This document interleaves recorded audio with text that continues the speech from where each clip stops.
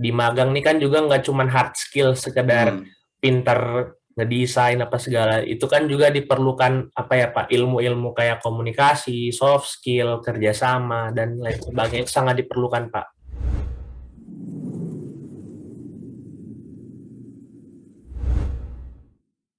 Oke teman-teman, ketemu lagi dengan saya Istia Budi dari Istia Budi Channel dan juga dari PJ Kasih Abadi. Hari ini kita akan berbincang-bincang dengan Mas Rafli, teman kami yang luar biasa.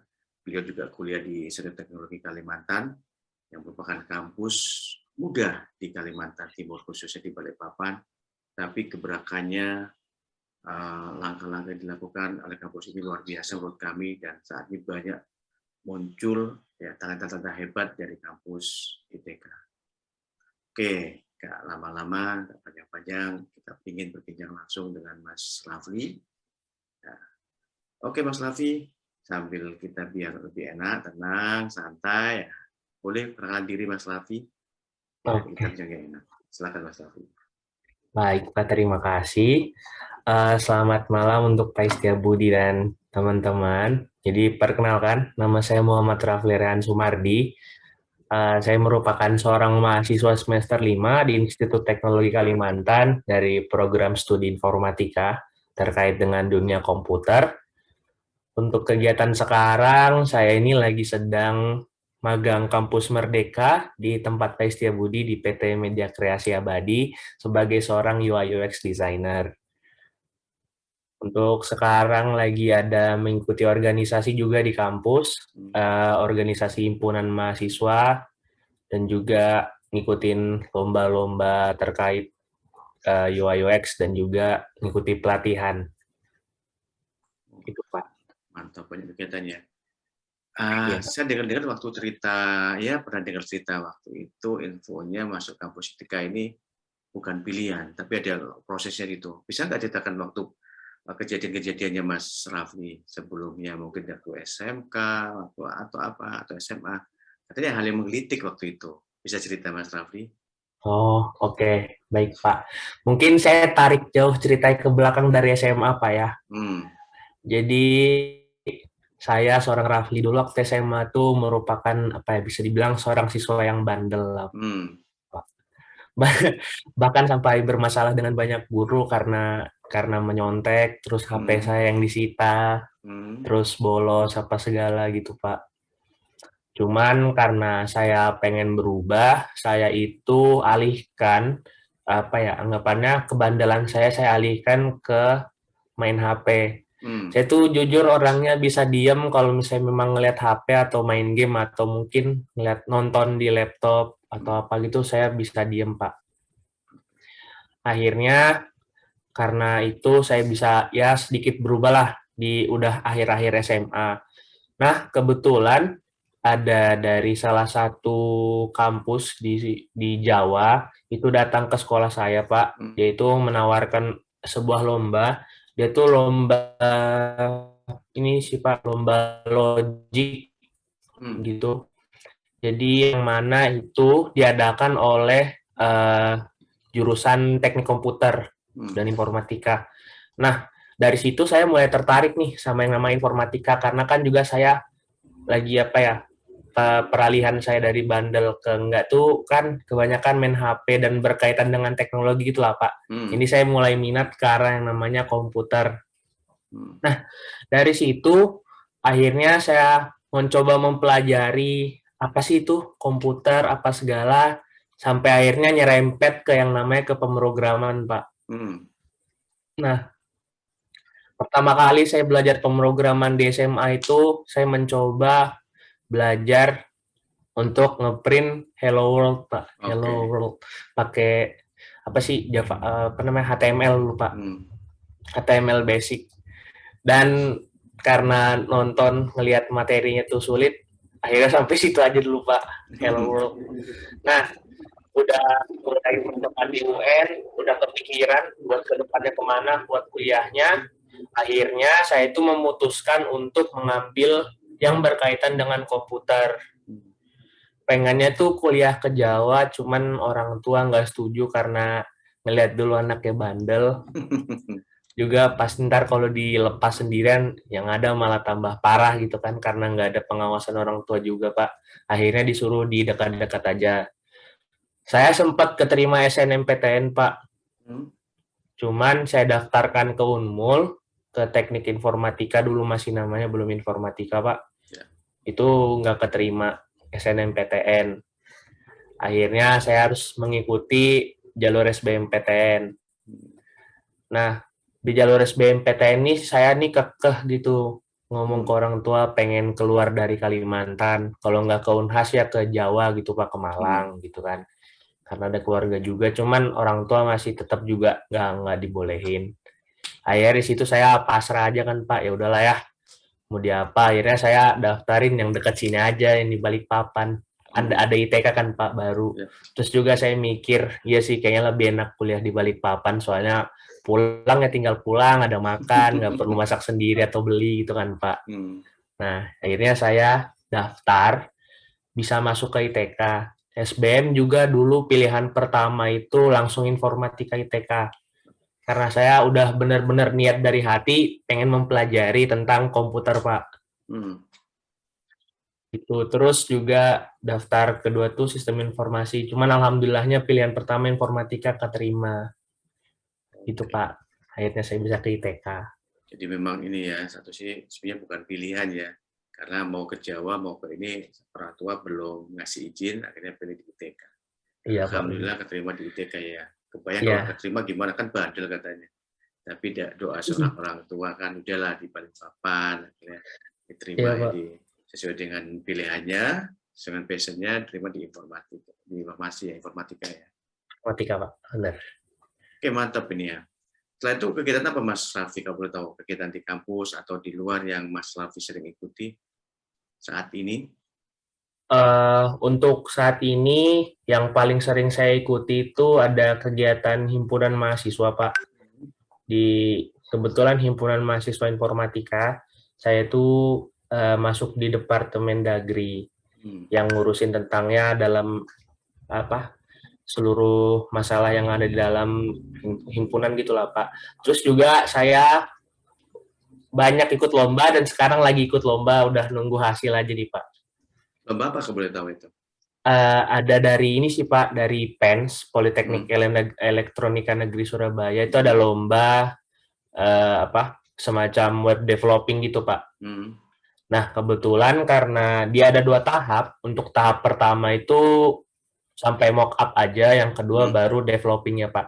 Nah saya ikut yang tahap pertama sampai mock up aja dulu Pak, karena saya kan bertiga udah niatin kalau ada lomba UI UX ikutin. Ada dengan bertiga teman saya Pak. Tiga ya. Iya. Mas Raffi kan kalau nggak salah di magang ini pilih desain UI UX. Apa sih yang Mas Raffi passion ke situ, bisa mau ke situ, kan ini hal baru ya. Iya Pak, benar. Kenapa juga di situ? Apa yang bisa Mas Raffi pilih itu, kalau boleh tahu? Oke, jadi Pak, ini cerita agak jauh lagi Pak ya. Jadi ini waktu di awal semester 1, semester 1 itu kan ada namanya algoritma dan pemrograman mata kuliah. Nah, jadi di situ suka coding dulu Pak. Jadi suka yang namanya ngoding, karena kayak coding ternyata kayak gini. Karena juga bahasanya bahasa Python lah Pak, bahasa yang tergolong mudah, nggak harus pakai semikolon. Nah, jadi enak lah, suka. Nah, mulai di semester 2 ini mulai masuk ada beberapa mata kuliah yang memang udah langsung terkait ke informatika. Nah, mulai pusing nih Pak. Mulai pusing. Akhirnya kayak, aduh, gimana ya biar bisa survive semester 2? Gimana ntar semester ke depannya 3, 4, 5, 6, 7, 8 gitu. Kalau udah mulai sulit kayak gini. Nah, kebetulan ada ini Pak, dari kampus itu ada kegiatan Disnatalis lah Pak. Disnatalis. Nah, ada namanya kegiatan Expo. Expo itu kegiatan untuk pameran semua program studi. Nah, kebetulan informatika ini juga ada disuruh, dan itu untuk anak-anak informatika yang terjun langsung ke acaranya tuh kebetulan angkatan saya, angkatan Hmm. 2019, Pak. Nah, itu dibagi-bagi kelompoknya, di mana nanti semua kelompok tuh harus membuat anggapannya sebuah, apa ya, project yang emang mencerminkan banget informatika itu gimana. Hmm. Dan mungkin ini bisa dibilang agak sial ya, Pak, karena di kelompok saya nggak ada yang bisa, apa ya, Desain. anggapannya itu semua masih basic lah, Pak. Basic, Oke. nggak ngerti apa-apa. Baru ini kan baru pemrograman Python. Belum Hmm. dulu tuh belum kenal ada yang namanya Flutter, Kotlin apa segala itu belum Hmm. kenal, Pak. Jadi ya intinya buntu lah sudah. Nah, terus akhirnya saya coba pikirin apa ya? Apa saya coba buat prototyping aja ya, Hmm. prototyping aplikasi mobile. Saya coba googling cara membuat prototyping aplikasi mobile. Hmm. Nah, di situ apa baru mulai kenal dengan yang namanya UI UX. Nah, di UI UX ini di waktu acara itu saya tuh membuat sebuah aplikasi tentang ini sih Pak, pelaporan jalan ketika ada jalan rusak. Hmm. Nah, itu prototyping pertama saya. Ya, emang nggak bagus sih Pak, cuman setidaknya saya ada kontribusi lah Pak. Tapi emang diakui sama teman-teman ya bagus gitu Pak. Oke, oke. Itu pemicunya ya, dari hal yang nggak terduga, ternyata mau mencari sesuatu yang baru, ternyata oh ini deh passion saya ya, Iya Pak, luar benar. biasa mendukung ini. Benar. Lomba apa aja yang pernah diikutin, Mas Raffi? Kalau lomba Dari sih, awal dulu semester 1 atau mungkin dari SMA sampai sekarang, nah, lombanya apa oh aja yang pernah diikutin? kalau lomba SMA dulu saya ini Pak, saya sering ikut lomba LKBB, Apa itu? latihan keterampilan baris berbaris. Oh, terus sempat Dulu ikut ya? itu, ya saya dulu kebetulan ekskul ekstrakurikulernya tuh ini Pak, Paskibra. Oh, Saya dulu, paskibra. ya. Nah, masuk kuliah ini kebanyakan ikut lomba tuh UI UX Pak, karena gimana ya, udah ngerasa nyaman dan ngerasa wah ini kok kayaknya seru gitu ya membuat sebuah desain aplikasi gitu. Ikut lomba. Banyak sih Pak, dulu itu pernah ikut ini tetap apa ya dari ini Universitas Dianuswantoro Hmm. Udinus itu dulu nggak apa ya nggak lolos ya nggak lolos tahap satu Pak, Hmm. cuman ngumpul aja tapi nggak lolos. Terus ada yang dari Universitas Dinamika, Hmm.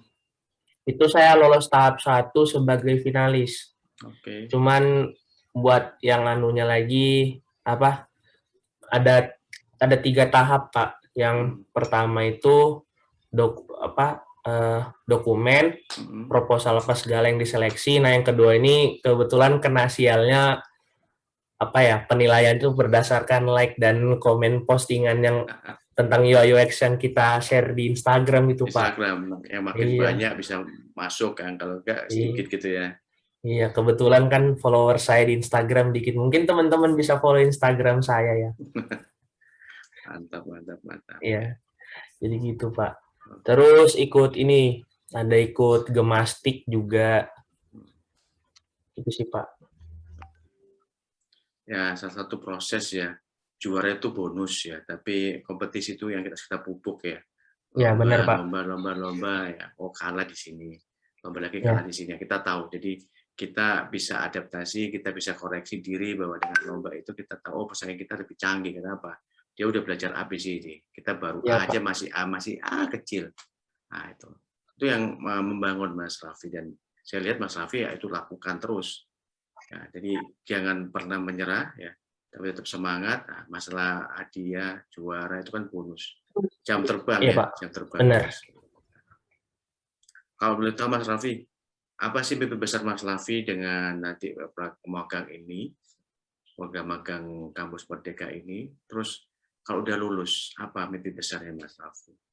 Mimpi besar saya Pak Hmm. untuk yang paling dekat sekarang ini Pak, Hmm. saya itu pengen banget punya ini ya Pak, apa ya?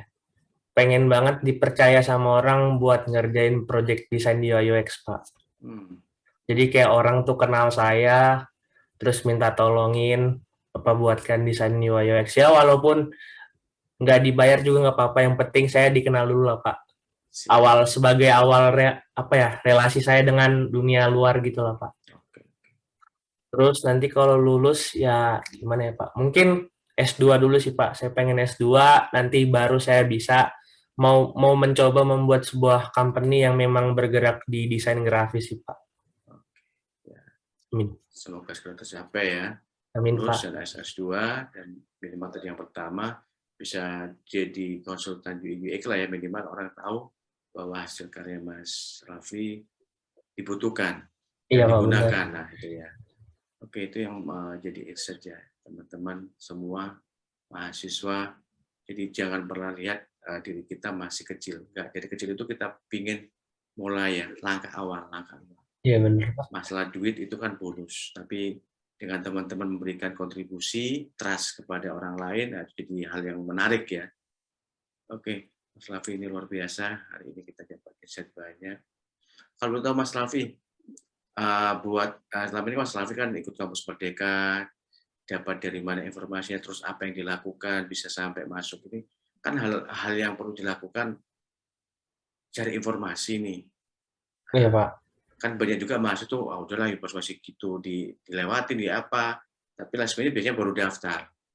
Iya. Nah, itu gimana caranya Mas Raffi, trik and triknya biar adik-adik kita, ya adik kelasnya Mas Raffi itu bisa ikut atau kampus yang lain itu agresif untuk cari informasi-informasi yang itu notabene memberikan kontribusi yang bagus kan, nilai positif kan. Iya Pak, benar. Nah, trik apa Mas Raffi yang sampai mungkin disampaikan ke teman-teman kita yang Mas Raffi lakukan, bisa di-share Mas Raffi biar teman-teman tahu.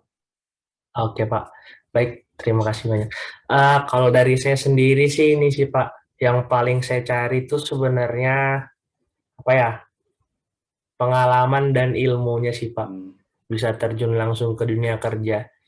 Ya walaupun gimana ya, semisal ini saya bukan anak dunia komputer, tapi saya ngelihat ada passion saya di situ ya pasti jelas saya ambil Pak, karena itu passion saya dan itu jalan pembuka jalan saya menuju masa depan saya gitu loh Pak. Oke, langkah-langkahnya apa? Ya biar dapat info itu kan butuh langkah-langkah, butuh tindak lanjut ya. Iya Kalau Pak. Anita, apa yang Mas Raffi lakukan selama ini gimana? Biar teman-teman tahu dan dapat insight dari situ apa yang Mas Raffi lakukan saat ini.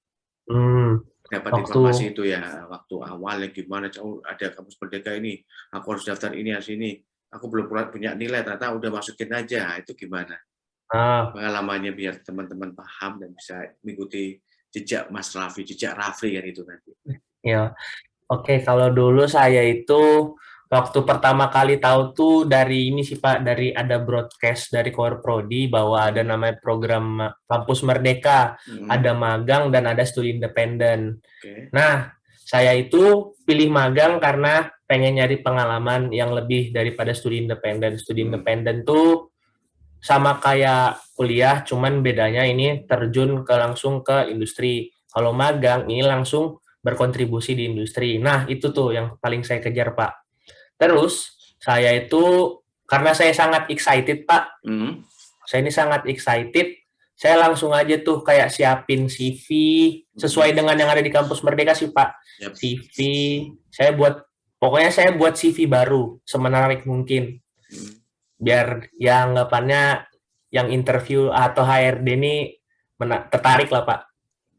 Saya buat CV, terus transkrip nilai, sama ini sih Pak, yang dipersiapkan itu sebenarnya portofolio.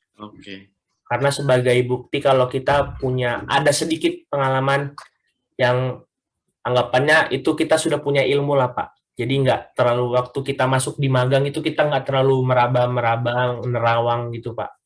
Jadi udah bisa. Gitu ya? Ya benar Pak. Nggak kosongan. Saya kumpulin semua, terus juga saya ngasih ini Pak, sertifikat bukti bahwa saya tuh pernah ikut di organisasi.